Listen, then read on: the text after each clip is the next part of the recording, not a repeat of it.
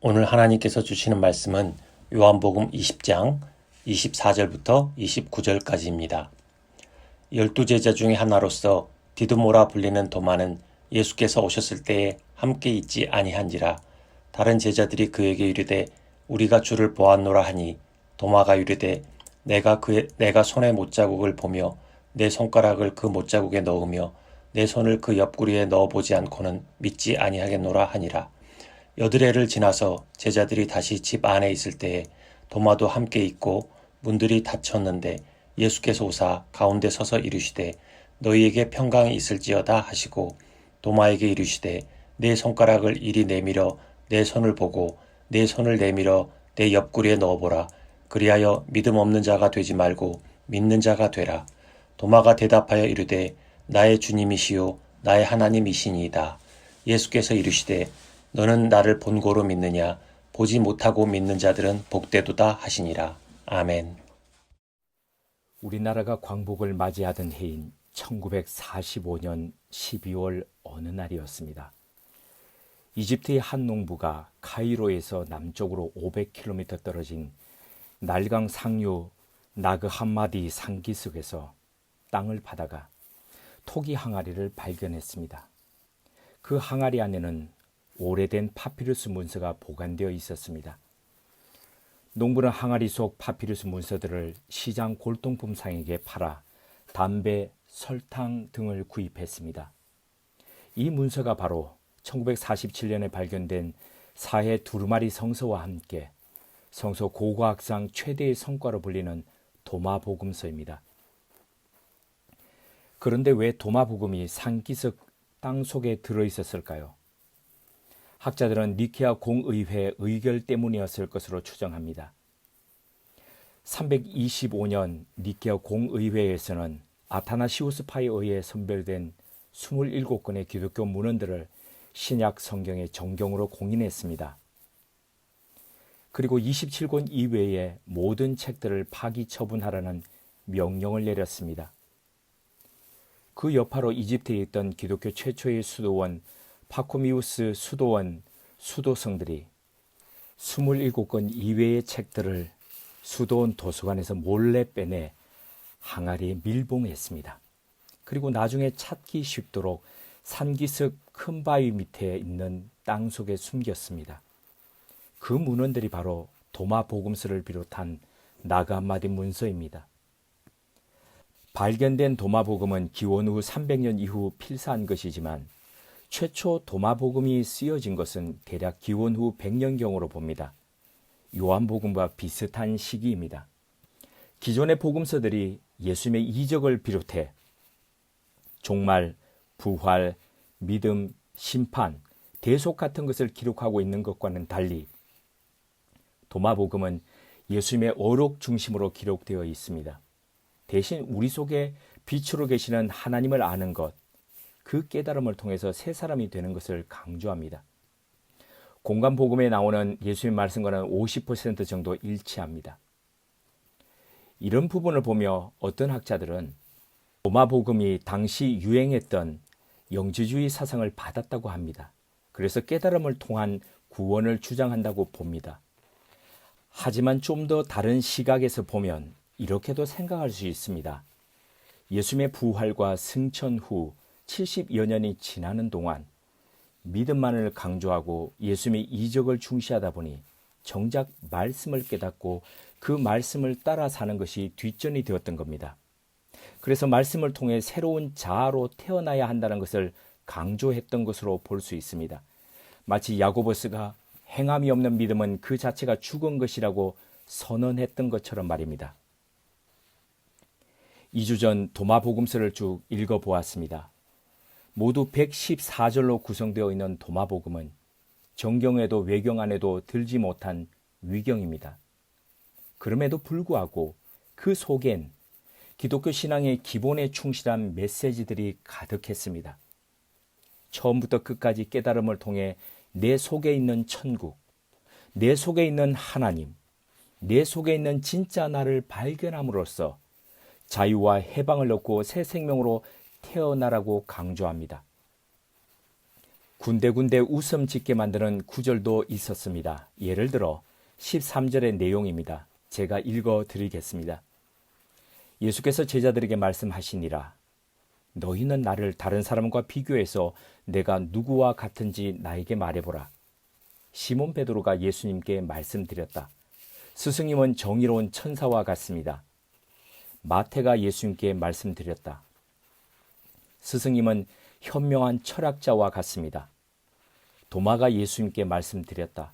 스승이시여, 저의 입으로는 감히 당신이 누구와 같으신지 말씀드릴 수 없나이다. 예수께서 말씀하시니라. 나는 너희들의 스승이 아니다. 왜냐하면 너희들은 취해 있고 내가 주의하라고 말한 끓어오르는 샘물을 마시고 도취해 있기 때문이다. 그리고 예수께서는 도마를 데리고 다른 곳에 가셔서 그에게 몇 마디 말씀을 하셨다. 도마가 그의 동료들에게 돌아왔을 때 친구인 제자들이 그에게 물었다. 예수께서 너에게 무슨 말씀을 하셨는가? 도마가 그들에게 말했다. 만일 내가 너희에게 그분이 하신 말씀 중에서 단 한마디라도 말한다면 너희들은 돌들을 집어서 나에게 던질 것이다. 그러면 그 돌들로부터 불길이 솟아나 너희들을 집어삼켜버릴 것이다. 끓어오르는 샘물이 무엇을 말하는지를 비롯해 해석에 난해함이 있습니다. 그럼에도 불구하고 도마 복음서의 구석구석에는 13절과 같이 도마가 얼마나 예수님과 친밀했는지, 예수님을 사랑했는지 엿볼 수 있습니다. 또한 그가 얼마나 주님의 말씀을 내면화하면서 그 말씀대로 살아가려 했는지 확인할 수 있습니다. 다른 복음서들과 달리 요한복음은 유독 제자 도마와 관련한 일화와 말을 많이 소개하고 있습니다. 요한의 눈에 보기에 도마가 특이했고 또 그와 친했기에 그의 복음서에 여러 번 등장시켰을 수 있습니다. 하지만 아무리 친하다고 하더라도 예수님이 누구이신지를 소개하고 그 예수님을 믿도록 설명하고 설득하는 복음서에 그런 사적 감정이 개입되었다고는 보기 어렵습니다. 그렇다면 어떤 이유에서 요한은 사도 도마의 이야기를 기록했을까요? 어쩌면 요한이 복음서를 기록하던 시대 배경과 기독교 신앙이 처한 상황에 도마 이야기가 가장 적합한 이야기였기 때문은 아닐까요? 요한복음을 기록하던 기원 후 90년에서 100년 사이의 교회 안팎의 상황에 대해서는 2주 후 요한복음 20장 30절에서 31절을 나눌 때 보다 자세히 살펴보겠습니다.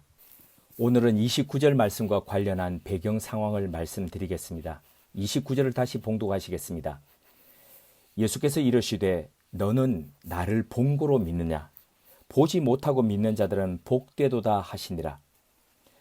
부활하신 주님께서 도마에게 당신의 상처난 몸을 직접 보고 만져봄으로써 믿음 없는 자가 되지 말고 믿는 자가 되라고 하셨습니다. 이 말씀에 놀란 도마는 지체 없이 이렇게 소리쳤습니다. 오, 나의 주님, 나의 하나님. 신약 성경에 예수님을 향한 여러 신앙 고백이 있습니다. 요한복음만 하더라도 요한복음 1장 34절에 세례 요한이 하나님의 아들이시다고 선언했습니다.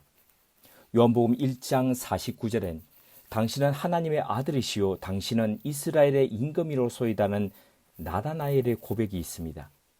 모두 다 예수님에 대한 정확한 신앙 고백입니다. 그렇지만 도마의 위 고백은 성경 전체를 통틀어 가장 예수님의 근본에 가까운 신앙 고백이었습니다. 특히 사망 권세를 깨고 부활함으로써 이를 믿는 모든 이들에게 영원한 생명을 주시는 구원자 하나님에 대한 고백이었습니다. 28절에서 도마는 나의 주님 나의 하나님이라는 고백 속에 나의라는 1인칭 단수 소유 대명사를 굳이 두 번이나 반복해서 사용했습니다. 히브리어나 헬라어의 특성상 나의라는 소유 대명사를 쓰지 않더라도 명사 자체만으로도 충분히 누구의 주님이시고 누구의 하나님을 말하는지 구분이 가능합니다. 그런데도 두 번을 반복해서 사용했다는 것은 무엇을 말할까요? 그만큼 강조하고 또 강조했다는 것을 의미합니다. 도마는 주님과 3년을 함께 동거동락하면서도 그분이 누구이신지 제대로 알지 못했습니다. 그러면서도 믿고 따른다고 생각했습니다. 예수님의 제자라고 자부했습니다. 그런데 주님을 십자가에서 잃고 다시 그 주님의 부활하신 모습과 대면하며 그는 지금까지 자신의 알미 잘못되었다는 것을 깨달았습니다. 그분은 태초부터 계셨던 말씀이었고 그 말씀이 육신이 되어 이 땅에 오신 하나님이셨던 겁니다. 이에 도마는 영어의 the와 같은 정관사 호를 사용하여 이렇게 고백했습니다. 호 큐리오스 무 카이 호 데우스 무. 있는 대로 번역하자면 이런 고백입니다. 나의 유일하신 그 주님, 그리고 나의 유일하신 그 하나님. 도마의 이 고백에 대해 주님은 앞서 읽었던 29절의 말씀과 같이 너는 나를 본고로 믿느냐? 보지 못하고 믿는 자들은 복되도다 라고 말씀하셨습니다. 이 말씀은 주님께서 무조건적인 맹신을 요구하신 것이 아닙니다. 여기엔 두 가지의 의미가 내포되어 있습니다. 그것은 첫째, 그동안 보여주신 것만으로도 충분히 예수님의 부활을 믿을 수 있기에 더 이상 눈에 보이는 것에 의존하지 말라는 말씀입니다. 둘째, 보지 못하고 믿는 자들은 복되도다라는 말씀은 주님을 직접 뵙지 못한 상태에서 신앙생활을 하는 세대를 위한 말씀이었습니다. 요한복음을 기록할 당시 예수님과 함께 생활했고 부활을 직접 목격했던 1세대들 대부분이 순교하거나 별세했습니다. 그러다 보니 보았기 때문에 믿는다는 주장이나 보지 못했기에 믿지 못하겠다는 주장 모두 수정이나 정리가 필요한 때였습니다. 이런 신앙의 분위기를 감지한 사도 요한은 도마의 부활 체험 이야기 속에 주님의 말씀을 소개함으로써 보지 못한 상태에서 믿는 사람들을 교육하고 격려하기 원했던 겁니다. 정리합니다. 보지 않고 믿는다는 말은 결코 맹목적인 신앙을 의미하지 않습니다. 만일 맹신을 원했다면 하나님께서 우리에게 66권이나 되는 이 방대한 계시의 말씀을 주셨을 까닭이 없습니다. 또한 임마누엘 하나님 되신 예수 그리스도께서 이 땅에 오시어 당신 자신을 계시해 주실 이유도 없었습니다. 이와 같이 보지 않고 믿는다는 말이 맹신을 뜻하는 것이 아니라면 그 참된 의미는 무엇일까요? 그것은 이미 본 것만으로도 충분하다는 뜻입니다. 주님께서 제자들과 3년간 함께 계시면서 당신이 하나님이시다는 표적을 얼마나 많이 보여주셨습니까? 그것만으로도 주님의 부활을, 주님의 하나님 되심을 얼마든지 믿을 수 있다는 의미입니다. 이 부분에서 잠시 근원적인 생각을 해봅니다. 부활하신 예수님은 제자들이 모두 모였을 때를 골라서 단번에 부활하신 모습을 보여주지 않으셨습니다. 도마를 제외한 10제자들이 모였을 때 1차로 보여주신 후 다시 다음 주일이 되는 만 7일 후에 도마를 포함한 11제자가 모두 모였을 때 2차로 보여주셨습니다. 주님께서 왜 이렇게 번거롭게도 같은 일을 두 번이나 반복하셨을까요? 제자들 모두가 모인 시간을 몰라서 그랬던 걸까요? 말도 안 되는 소리입니다. 주님의 부재 시 도마가 했던 말도 정확하게 아시는 분이 어떻게 제자들이 모두 모인 때를 모르셨겠습니까? 더군다나 부활 후 40일 동안만 이 세상에 계셨던 주님의 입장에서 본다면 제한된 시간에 굳이 같은 일을 두 번씩이나 반복하시며 시간을 쓰실 필요가 없었습니다. 그럼에도 불구하고 주님께서 그렇게 하셨다는 것은 분명한 이유가 있기 때문입니다. 그것은 일부러 도마가 없었던 때를 골라서 제자들을 찾아오셨기 때문입니다. 그렇다면 왜 주님은 도마가 자리를 비운 때를 골라서 나타나셨을까요? 그 이유는 앞서 너는 나를 본고로 믿느냐라고 물으신 주님의 말씀 속에 들어 있습니다. 이후에 주님을 직접 눈으로 뵙지 못하고 믿음 생활을 하게 될 대부분의 그리스도인들을 위해 일부러 그렇게 하신 겁니다. 주님은 도마로 대표되는 보고 믿는 자들과 초대교회 교인들을 비롯해 오늘날 우리 같은 사람을 상징하는 보지 못하고 믿는 사람들을 서로 대조하셨습니다. 주님은 양쪽 모두를 향해 신앙과 불신앙 사이의 선택은 보는 것과 보지 못한 것에 좌우되어서는 안 된다는 것을 강조하셨습니다. 어떤 면에서 우리는 직접 예수님을 눈으로 보고 체험했다면 더 확신을 갖고 잘 믿을 수 있었을 것 같다는 생각을 가질 수 있습니다. 그렇지만 예수님 당시 사람들을 보십시오. 눈으로 예수님의 이적을 직접 목격하고 또 부활하신 주님을 만났음에도 불구하고 모두가 예수님을 영접하지는 않았습니다. 심지어 제자들 중에는 부활하신 주님께서 승천하시던 때에 그 자리에 함께 하면서도 의심하는 자들이 있었습니다. 마태복음 28장 17절이 다음과 같이 그 부분을 증언합니다. 예수를 배웠고 경배하나 아직도 의심하는 사람들이 있더라. 주님은 사람들의 이런 속성과 생각을 잘 알고 계셨습니다. 그래서 우리 생각과는 달리 예수님과 동시대를 살며 주님을 목격했던 사람들보다도 예수님의 승천 이후의 시대를 살아가며 주님을 믿는 우리와 같은 사람들이 더 복되다고 하셨습니다. 비록 주님을 직접 눈으로 뵙지는 못했지만 주님께서 남기신 말씀에 근거하여 부활을 믿으며 그 진리의 말씀대로 살아가는 그 사람들이 더 복되다고 하셨습니다. 더 복되다는 것은 주님께서 보지 못하고 믿는 사람들을 더 인정하신다는 뜻입니다. 그 믿음을 더 귀하게 보신다는 의미입니다. 동시에 이 말씀은 팔복에서 말씀하셨던 것과 같이 마카리오스, 행복하다는 말씀입니다. 어째서 보지 못하고 믿는 사람이 더 행복하다는 말씀일까요? 되려 답답한 것 아닙니까? 답답할 수 있습니다. 이게 과연 맞을까라는 회의도 들 수 있습니다. 그럼에도 불구하고 주님을 신뢰하고 주님의 말씀을 따라 걸어가는 인생 속에서 느끼고 경험하는 행복이 있습니다. 그 속에서 체험하는 기쁨이 있습니다. 주님의 말씀하신 행복이란 이런 것을 말씀하신 겁니다. 이것은 말로 설명해서 이해할 수 있는 것은 아닙니다. 주님을 신뢰하며 따라가다 보면 자연히 알게 되는 체험입니다. 오늘은 주님의 오심을 기억하며 다시 오심을 기다리는 대림절 셋째 주일입니다. 다시 오신다는 주님을 기다린 시간도 1000년이 2번이나 바뀌었습니다. 기다림이 지루할 수 있고 의심갈 수 있습니다. 그렇지만 주님의 말씀에 의지하며 주님을 더더욱 신뢰하며 우리의 선배들은 그 긴 시간 믿음의 경주를 해왔습니다. 점점 주님의 오심이 더뎌지고 늦어지더라도 등불의 기름을 준비하며 믿음의 선한 싸움을 싸워왔습니다. 그 결과 그분들의 믿음의 배터는 우리에게 주어졌습니다. 그렇다면 우리의 시대, 전염병이 언제 종식될지 모르고 어쩌면 바이러스와 함께 쭉 살아가야 할지도 모르는 이 시대를 우리는 어떤 모습으로 살아가야 할까요? 이 물음에 답을 찾으며 잠시 도마복음을 떠올려 봅니다.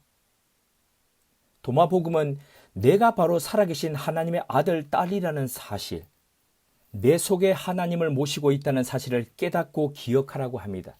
이것이야말로 바로 이 땅에서의 삶에서 우리가 얻을 수 있는 가장 귀중한 진주 같은 진리다고 선언합니다. 요한복음이 빛이신 예수님을 믿는 것이 중요한 것이라고 했다면 도마복음은 빛이신 예수님의 가르침을 따라 우리 스스로도 빛의 자녀다는 것을 깨닫고 이를 비추는 것이 우리 삶의 목적이라고 합니다. 어두면 어두울수록 더 빛을 밝게 비추며 사는 것이 빛의 역할, 빛의 자녀의 도리입니다. 난로가 날이 춥다고 불평해서 되겠습니까? 함께 기도하시겠습니다. 하나님, 보이지 않아도 볼 수 있는 것이 사랑입니다. 주님을 사랑하기에 보이지 않는 주님을 바라보며 살게 하옵소서. 주님을 마주하기에 고난 일상 속에서도 희망을 담고 행복을 만들어가는 그리스도인 되게 하옵소서. 나만 힘들다고, 나만 불행하다고 생각함으로써 점점 더 작은 가슴 안고 살지 않기를 원합니다. 주님을 신뢰하기에 어두운 전염병의 시기에서도 기다림의 불을 밝히며 살아가는 믿음의 용사 되게 하옵소서. 추운 날에도 가슴에 간직한 따스한 사랑의 불씨를 피우며 희망을 그려가는 너그러운 그리스도인 되게 하옵소서. 보지 못하기에 더 보게 하시고 마주하지 못하기에 더 대면하는 역설로 믿음의 경주를 해감으로써 더 복된 사람, 더 행복한 전도자 되게 하옵소서. 이 눈에 아무 증거 아니 배워도 믿음만을 가지고서 늘 걸으며 이 귀에 아무 소리 아니 들려도 하나님의 약속 위에 서리라. 걸어가세 믿음 위에 서서 나가세 의심 버리고 걸어가세 믿음 위에 서서 눈과 귀에 아무 증거 없어도 예수님의 이름으로 기도드립니다. 아멘.